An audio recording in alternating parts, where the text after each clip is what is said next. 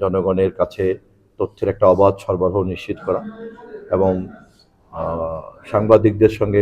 বা সংশ্লিষ্ট সকল অংশীদারদের মতামতের ভিত্তিতেই আমরা একটা জবাবদিহিতার পরিধি প্রথমে নির্ধারণ করব, তারপর সেই পরিধির সীমানার মধ্যে আমরা সর্বোচ্চ স্বাধীনতাকে নিশ্চিত করব। আমি জেলা প্রশাসকের সঙ্গে আমি বিষয়টি নিয়ে একটু পরেই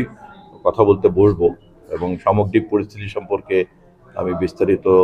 ধারণা পাওয়ার পরে আইনমন্ত্রী সহ সংশ্লিষ্ট সরকারের সকল ব্যক্তিবর্গের সঙ্গে বিষয়টি নিয়ে পরামর্শ করব। সামগ্রিকভাবেই গণমাধ্যমের ব্যবস্থাপনাটাকে আমরা একটা আধুনিক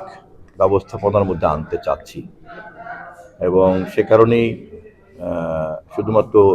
বিশেষ কোনো অনলাইন বা ইলেকট্রনিক অথবা প্রিন্ট এভাবে ভাগ না করে আমরা একটু পিছিয়ে আছি এই আধুনিক যে প্রযুক্তি নির্ভর বিশ্ব ব্যবস্থা এবং এই ইকোসিস্টেমের মধ্যে আমরা আমাদের নতুন গণমাধ্যমের মধ্যে যুক্ত হতে পারিনি এখনো।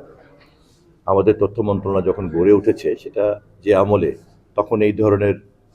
তথ্য প্রযুক্তি ভিত্তিক গণমাধ্যম ছিল না। আবার এখন যে ধরনের তথ্য প্রযুক্তি ভিত্তিক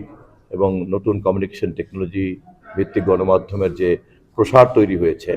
এটার সঙ্গে যেভাবে খাপ খাওয়ানো দরকার তাও এতদিনে হয়ে ওঠে নাই। তো আমি কেবল দায়িত্ব নিয়েছি, আমি মন্ত্রণালয় তারপরে সরকারের নীতি নির্ধারক সবার সঙ্গে আলাপ আলোচনা করে ধীরে ধীরে আমরা